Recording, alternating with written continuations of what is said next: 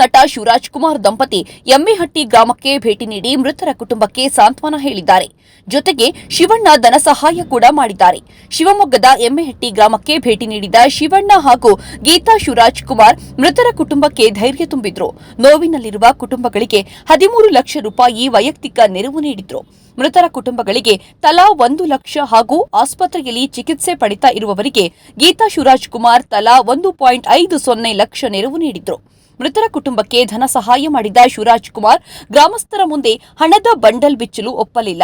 ಮಾತು ಕೊಟ್ಟಂತೆ ಮೃತರ ಕುಟುಂಬಗಳಿಗೆ ತಲಾ 1 ಲಕ್ಷ ಸಹಾಯಧನ ಮಾಡಲು ಶಿವರಾಜ್ ಕುಮಾರ್ ಎಮ್ಮೆಹಟ್ಟಿ ಗ್ರಾಮಕ್ಕೆ ಆಗಮಿಸಿದ್ರು.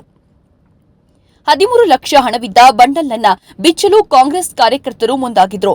ಈ ವೇಳೆ ಮಧ್ಯಪ್ರವೇಶಿಸಿದ ಗೀತಾ ಶಿವರಾಜ್ ಕುಮಾರ್ ಬಂಡಲ್ ಬಿಚ್ಚದಂತೆ ಹೇಳಿದ್ರು.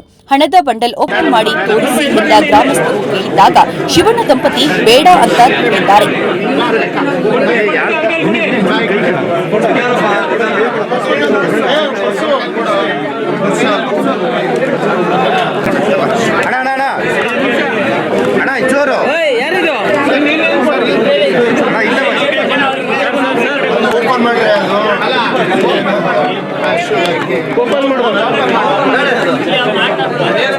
ಅಧ್ಯಕ್ಷರೇ ಆ ಕಡೆ ಬರ್ರಿ.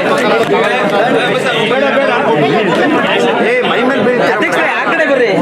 ಮಂಜಣ್ಣ ಅವ್ರಿಗೆ ಆ ಕಡೆ ಕೂರಿಸ್ಕೊಳ್ರಿ. ಕ್ಯಾಮ್ರಾ ಎಲ್ಲ ಈ ಸೈಡ್ ಇದೆ. ಅಧ್ಯಕ್ಷರೇ ಆ ಕಡೆ ಬನ್ನಿ.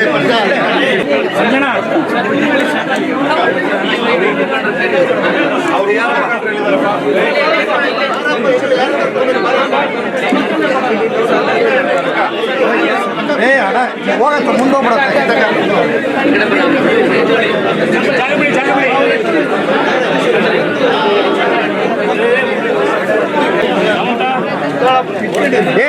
ಗುರು ನೀನ್ ಮುಂದೆ ತಗೊಂಡೋಗ್ತೀಯ?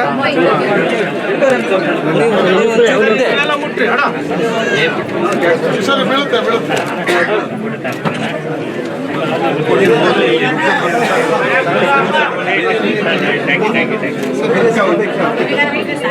you.